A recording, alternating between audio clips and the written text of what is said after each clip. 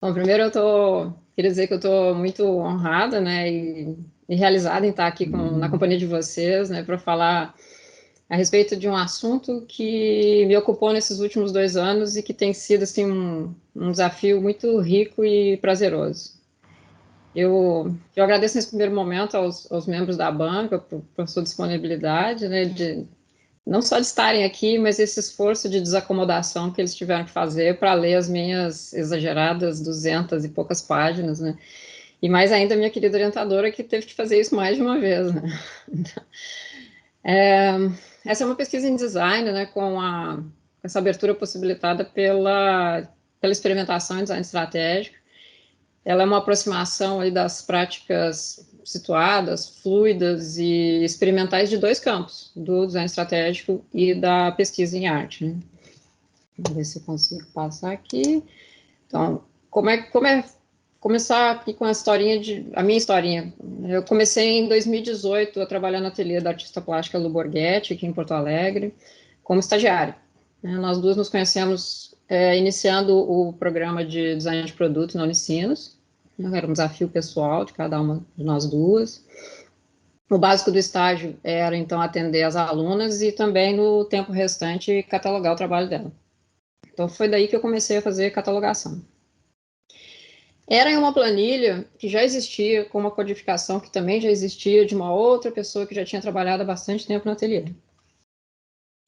Não tinha nenhuma orientação ou registro do processo, mas como estava tudo ali dentro da planilha, e a planilha é uma coisa que sempre fez sentido para mim, eu logo aderi a esse modo de operação e de catalogação e segui catalogando as telas, fotografando em alta resolução, eu tratava as imagens no Photoshop e ia preenchendo a tal planilha. E uma coisa que me deixava intrigada nesse processo todo é que de vez em quando a Lu me perguntava se eu já tinha terminado a planilha. E eu não tinha terminado, é uma coisa assim que realmente me doía, porque eu sou uma pessoa tarefeira. Então, se me dá a tarefa de preencher uma planilha, de catalogar 200 obras de uma série, das possíveis paisagens, eu tinha que ter terminado essa planilha. Mas como o trabalho no ateliê era caótico, né, no sentido de que tinha várias iniciativas acontecendo ao mesmo tempo, tinha exposições, tinha empréstimo de obras, vendas, eu produzi um livro de comemoração dos 30 anos do ateliê, a Lu estava produzindo, pintando, e ela já me pediu para ir catalogando outras séries também, para além daquela, ao mesmo tempo. Eu não consegui perceber o que me impedia de terminar aquela planilha. Eu atribuía a falta de foco, né? E também em 2019, logo em seguida, foi quando ela começou a apresentar os primeiros sintomas do câncer, né, que acabou por levá-la em abril de 2020, já vai fazer 2 anos agora, em seguida. E, bom, em meados de 2019, eu me inscrevi no processo de seleção aqui desse mestrado, com um projeto sobre um outro assunto, mas já fazendo relação com os níveis do deslocamento metaprocessual do design estratégico. E quando eu estava fazendo a disciplina de experimentação em design estratégico, o professor Guilherme trouxe um texto, uma fala, num dos primeiros seminários, que reflete sobre a diferenciação entre protótipo e prototipação. Essa fala do protótipo, da prototipação, né, do fechamento do protótipo versus a abertura da prototipação, ela me afetou, assim, sobremaneira. Realmente me deu um clique e eu comecei a entender por que aquela planilha nunca ficava pronta. Eu comecei a revisar toda aquela vivência que eu tinha no ateliê, naquele movimento todo daquela planilha. Daí eu comecei a procurar textos sem uma sistemática muito clara, textos que tivessem design estratégico e catalogação. Não consegui achar. Daí eu tentei exposições e design estratégico, mas daí eu achei mais textos sobre design de exposições, iluminação, cenografia.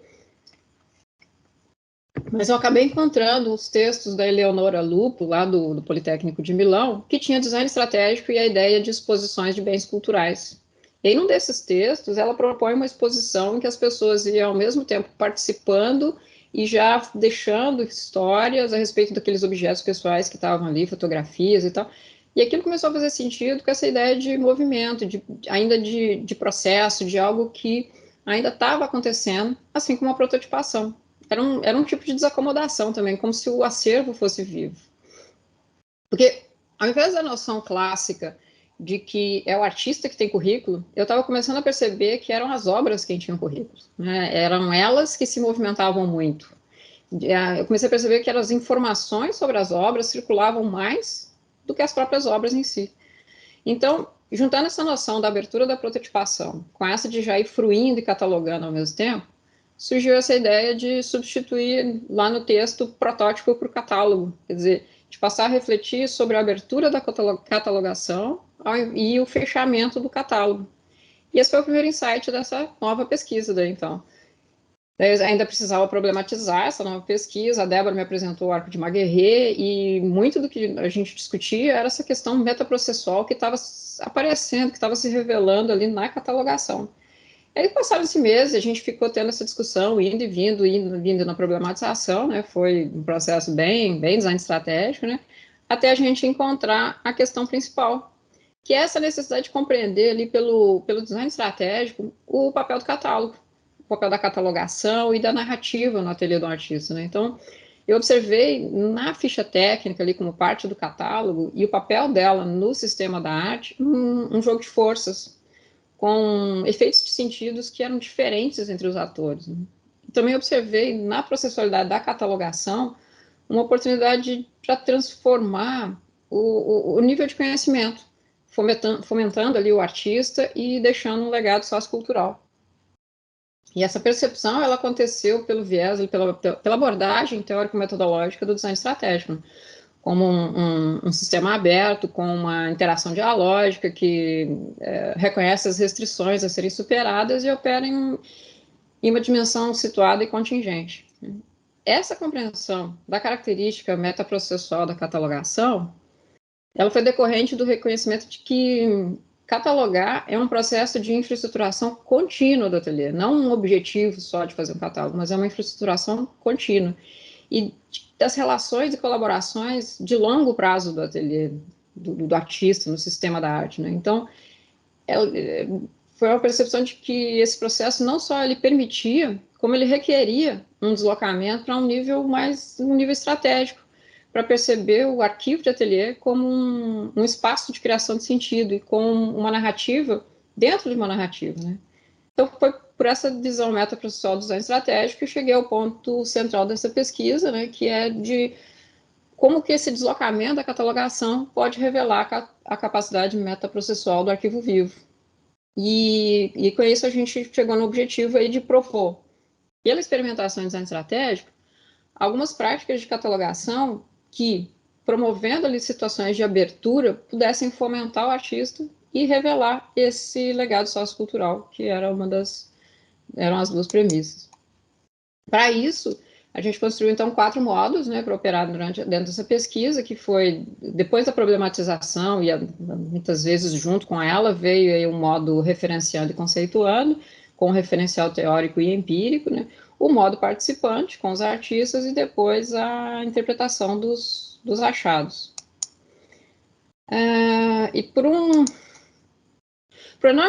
enorme período de tempo da pesquisa, eu me debati entre trazer ou não trazer conceitos do design estratégico. Era uma pesquisa em design estratégico, uma pesquisa com experimentações. Será que eu precisava mesmo definir o que era, o que não era o design estratégico? Né? Eu várias vezes coloquei e tirei um capítulo específico do design estratégico.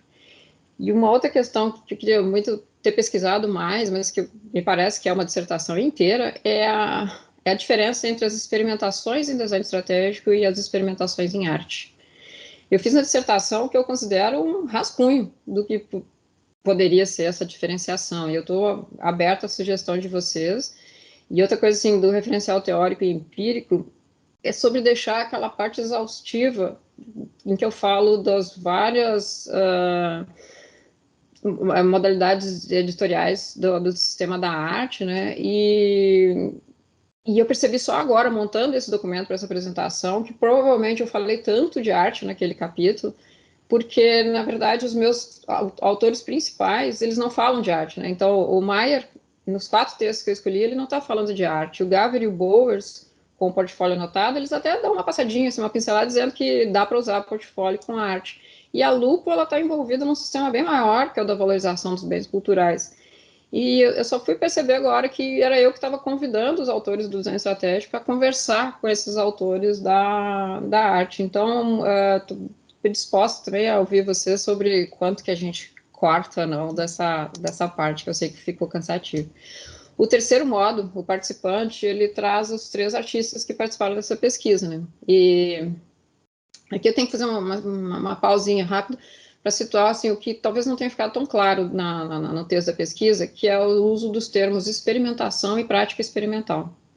Para organizar a fala no texto, eu uso que a pesquisa foi a minha grande experimentação em design estratégico. Com cada um dos artistas, eu fiz uma experimentação. E dentro dessas experimentações com os artistas, eu fiz várias práticas processuais. Práticas experimentais, desculpa. Mas eu escolhi relatar 4 delas só aqui no texto, né? Mas então é isso. As pequenas práticas experimentais criaram as experimentações, e as 3 experimentações criam a pesquisa. Bom, eu convidei então esses 3 artistas plásticos para participar dessa pesquisa, né? A Lu Borghetti, na verdade eu convidei a Fernanda Borghetti Cantali, que é professora aqui, é filha da Lu Borghetti, né? Ela é professora aqui do corpo da Unicinos, ela é doutoranda no curso de Direito, e no caso eu presto serviço fazendo catalogação do acervo da Lu para ela, eu continuo fazendo a catalogação. Então a ideia era causar o mínimo possível de impacto durante o nosso trabalho juntas com essas experimentações. A Lu Borghetti, então, ela está situada assim como artista que não pode mais criar e que só oferece narrativos agora através dos registros que precisam ser descobertos, organizados e interpretados. A Ana Penha foi selecionada por ter uma graduação em artes plásticas na URGS, ter atuado como professora de artes por vários anos e, por questões pessoais, ter se afastado da pintura. Então, ela não está produzindo atualmente, não tem nada divulgado nas redes sociais, site ou catálogo. O Rogério Pessoa, que está aqui com a gente, foi selecionado por ser um artista também graduado no IA, com uma trajetória artística bastante consolidada e atuante como ceramista, e passou a expor os trabalhos dele nas redes sociais também. Ele tem obras guardadas no seu ateliê atual, em um depósito, num ateliê antigo, e obras expostas em acervos particulares. Logo vocês vão ver a inauguração de uma linda obra também, né, Rogério, no Parcão. E está criando diferentes linhas de projetos de uma exposição para 2022. Então, e ele quer divulgar as obras dele numa plataforma, elaborando uma narrativa sobre o seu próprio trabalho. Então, vamos lá para as práticas experimentais.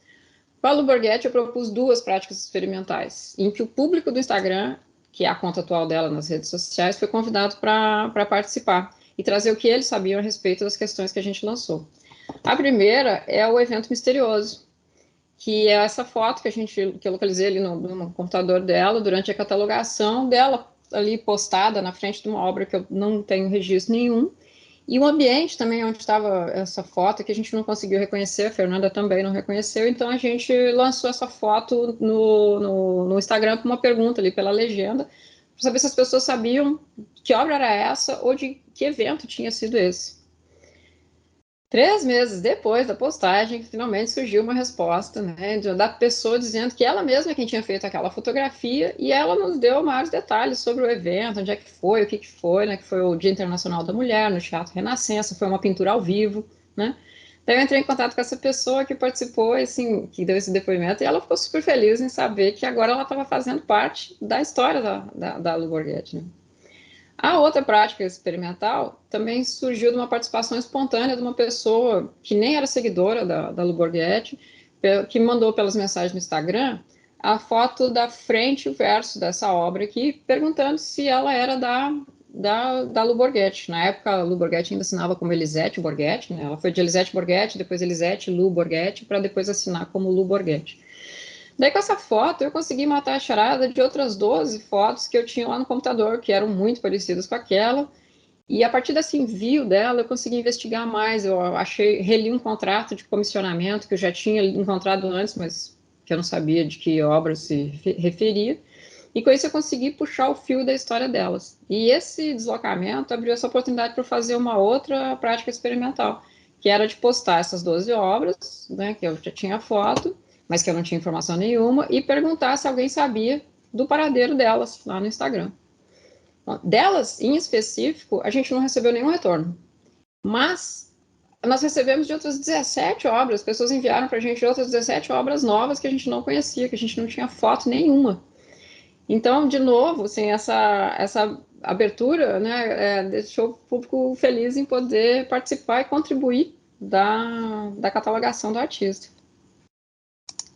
Com a Ana Penha, a experimentação foi mais longa, né? Durou 1 ano e 4 meses entre a preparação, a catalogação e a prática experimental mesmo, né? Que eu chamo de prática experimental 3, o legado.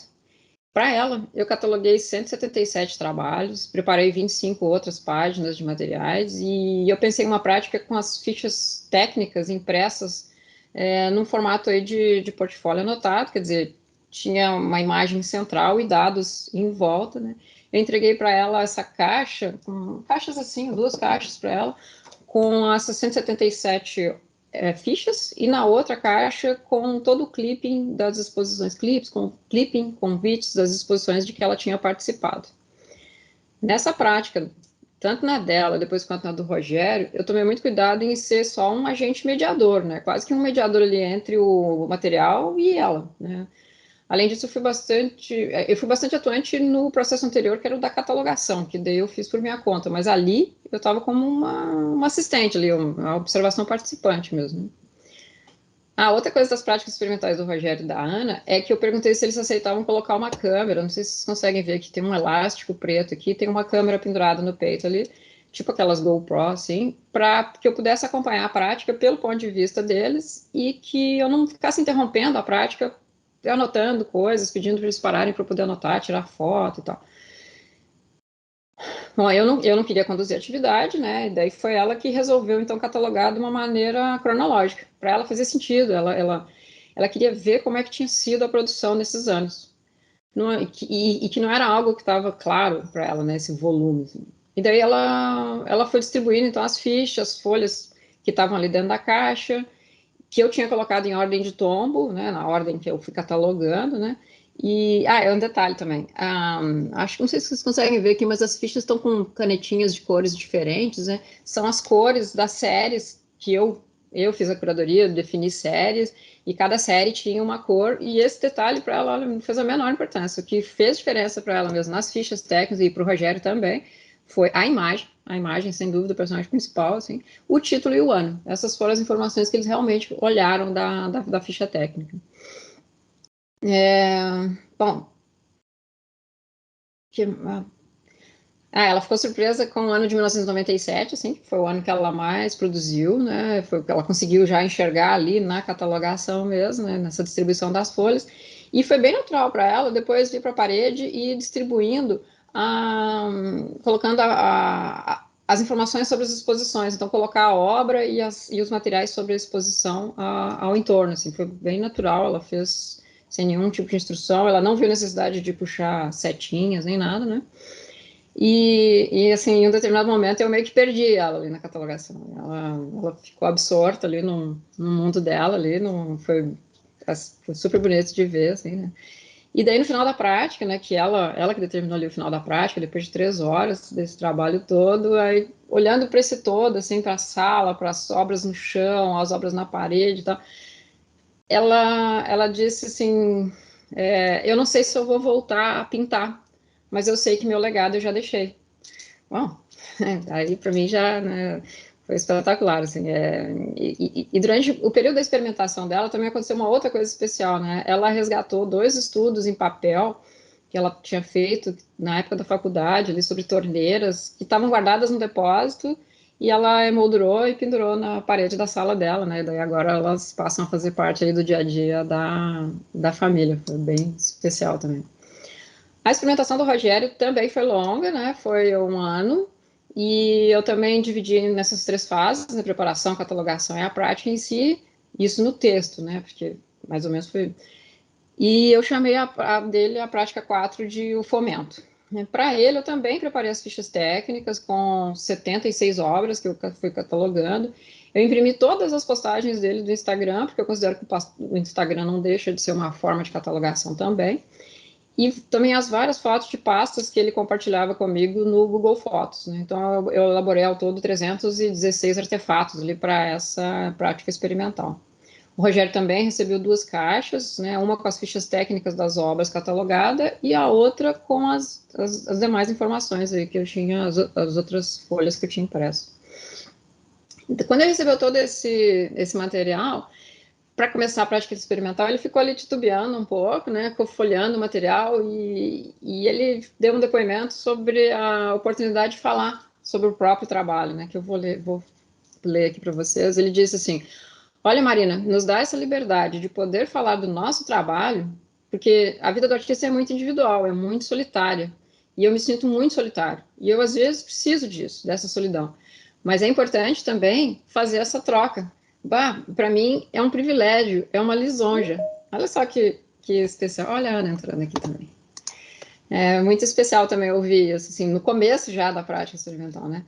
Bom, aí continuando a folhear esses artefatos, ele seguiu imaginando qual o critério que ele usaria para catalogar, né? E em determinado momento ele até pensou em falar sobre o sentimento que ele estava vivenciando quando desenvolveu cada obra, né? Daí ele percebeu que ele precisava me explicar como é que ele resolvia cada obra, qual que era a solução plástica dele. Daí ele foi para o quadro e começou a me explicar quais eram os tipos de soluções plásticas que ele exercitava quando tinha que pensar numa escultura, por exemplo, né? Se ela ia ter suporte, se ela ia ser fixa na parede, se ela ia ficar pendurada, né? Aí depois que ele me explicou todas essas soluções, ele resolveu então catalogar por tipo de solução, né? E daí foi que começou a catalogação.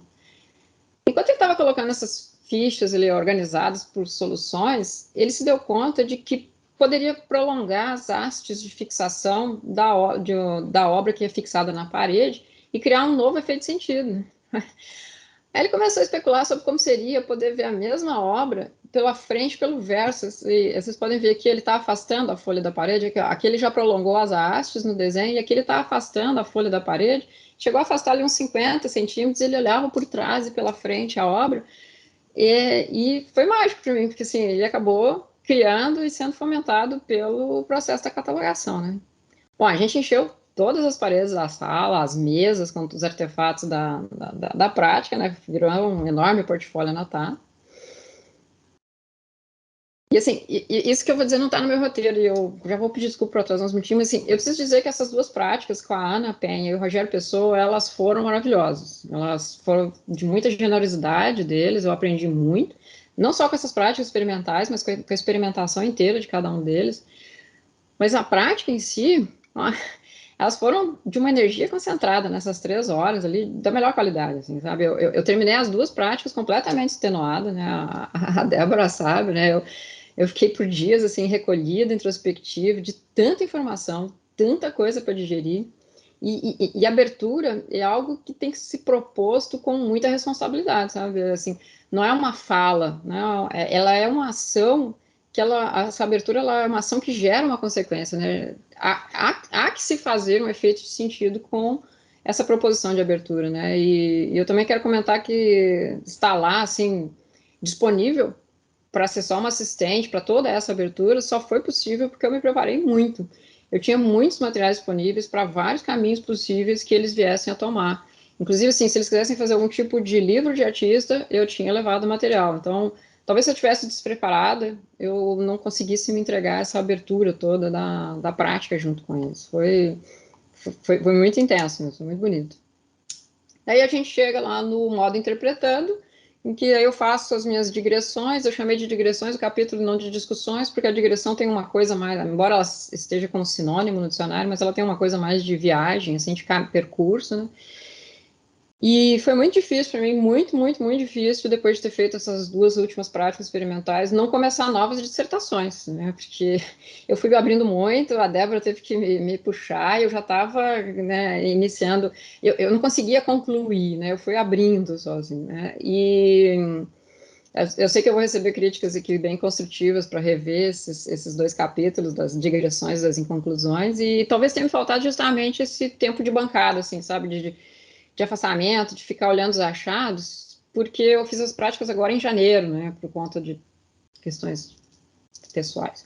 Bom, como durante todo o trajeto da pesquisa eu sempre falei de deslocamento, de desacomodação, ficou claro para mim que eu estava falando Mais do que de tempos de acervo, eu estava falando de espaços, dos etos dos artistas, né? E que os artefatos ali, essas fichas técnicas, elas eram como meta-obras, né? Porque a manipulação dessas fichas técnicas remeteu os dois artistas não só para os trabalhos que eles acariciaram, assim, as fichas técnicas, como se tivessem um trabalho na frente deles, mas não só remeteu a esses trabalhos, como remeteu às épocas, aos momentos em que isso aconteceu. Então, não é uma questão de deslocamento de presente, passado e futuro, mas é de um movimento entre os etos e as memórias que esses etos deixaram neles, né?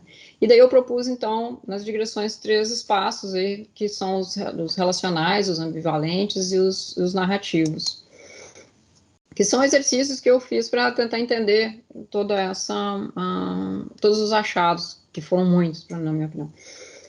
Daí eu observei que tinha 4 espaços de deslocamento mais prováveis ali e mais comuns entre os 3 artistas, que eram, e foi um exercício visual que eu senti necessidade de fazer como uma maneira assim de buscar compreender as relações de cada artista com o seu acervo mesmo, assim, sabe? Então eu propus esses espaços relacionais que para tentar representar os diferentes saberes e as mediações que iam ser necessárias, né? Então, por exemplo, no caso da Lu Borghetti, ela tem obras no acervo dela, ela tem obras em coleções particulares e de instituições, ela está participando de exposições e está expondo o trabalho dela nas mídias sociais também, mas infelizmente ela não está no espaço, no ethos do ateliê mais. A Ana Penha também tem um acervo dela, né? Ela também tem obras em coleções particulares, e ela não está expondo nem em redes sociais, nem em exposições físicas, e infelizmente também não está indo ainda para o ateliê. E já o Rogério, ele está ocupando esses 4 espaços, né? Ele é um artista que está em produção. E já os espaços de ambivalência, ali eu reflito mais sobre a ficha técnica como um artefato aí sociotécnico, né? Usando a metáfora da dobradiça do Maier, né? E as 4 práticas experimentais, elas sensibilizaram atores distintos de formas distintas, né? Porque com a prática da Lu Borghetti, que a gente usou uma postagem para recuperar os dados e poder criar a ficha técnica, o espectador é que se sensibilizou e participou, oferecendo informações que somente a artista podia ter nos dado, né? Com a Ana Penha, desde o início da experimentação, ela se emocionou, e essa emoção ficou ainda mais visível na prática, que ela acariciava essas folhas de papel, como se as obras estivessem ali, e também por ter ido aumentando o número de trabalhos a serem catalogados durante e depois da experimentação também. Com o Rogério Pessoa, ele se expressou assim também no manusear as fichas, e durante a prática, em vários momentos diferentes, ele expressou o que ele estava sentindo e usando imagens assim, bem distintas, como falar de uma homenagem que ele estava sentindo, ou então de uma poderosíssima dizendo que como era bom poder ver a vida dele nas paredes, né? Então foi uma outra forma de sensibilização.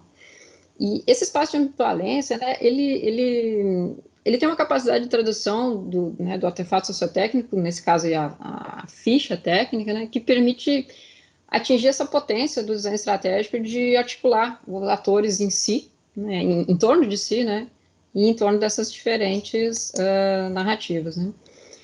E nos espaços narrativos eu busco, então, mostrar que a narrativa que foi iniciada pelo artista, ela pode ser expandida e retroalimentada pelas recursividades ali das ações envolvidas na fruição e no próprio arquivamento, né? Aqui eu tentei mostrar o que está no próprio texto do Bowers, né, que ele diz que o portfólio anotado, ele pode ser anotado de várias formas diferentes, né? Nas 2 práticas da Lu Borghetti, a gente usou o Instagram como uma forma de portfólio anotado, com a imagem no carrossel e depois a legenda e os comentários como uma forma de mostrar, né?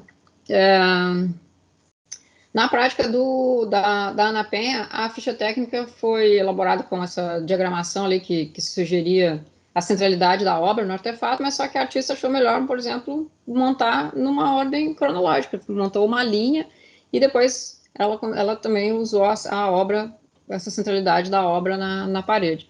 E o Rogério, ele também, a ficha foi elaborada na mesma diagramação da Ana, mas ele montou a centralidade passou a ser do desenho dele, da solução dele, né?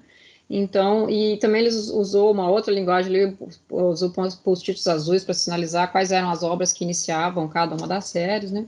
Então, com esses usos personalizados, eu resgato aqui que o acervo vivo, como eu estou propondo, assim, que é um deslocamento metaprocessual, é um arquivo em que se armazenam e se atribuem significados de forma fragmentada, indexada e não necessariamente hierárquica, né?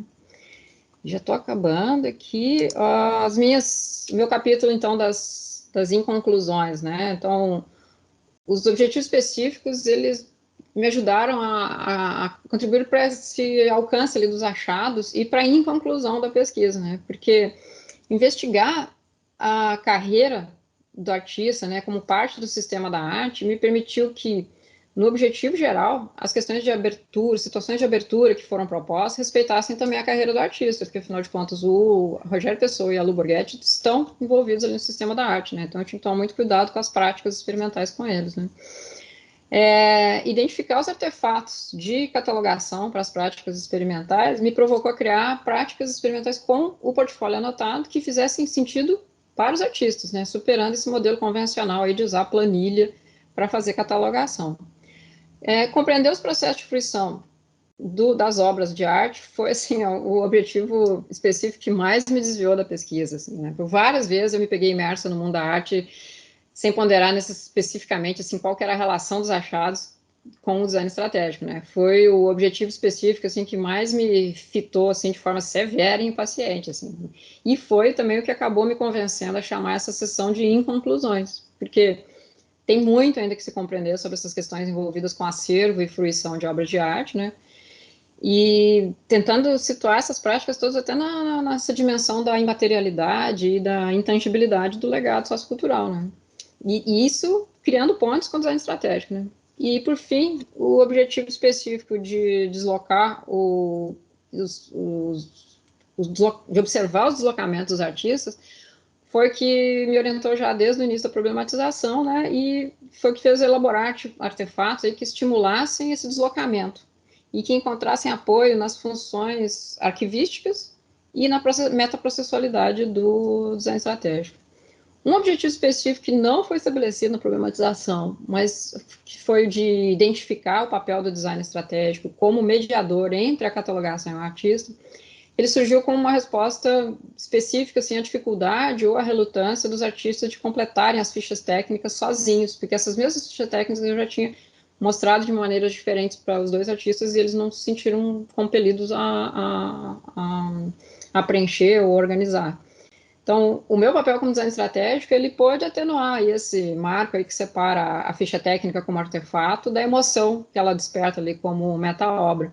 E ele pode também desvelar esses níveis de conhecimento, né, que a ficha técnica que ela estimula, e o papel dela de interface com o ecossistema da arte, né, documentando aí o processo criativo. Então, o que eu estou propondo é compreender a catalogação do acervo vivo como uma possibilidade assim, de fomento para o artista, mediado pelo design, com a superação das restrições, né, a tentativa e erro, o processo de mediação contínua, a não adotar uma plataforma definida, e essa abertura ao acaso, né, quer dizer, a compreensão da catalogação inserida no ecossistema de que o artista faz parte.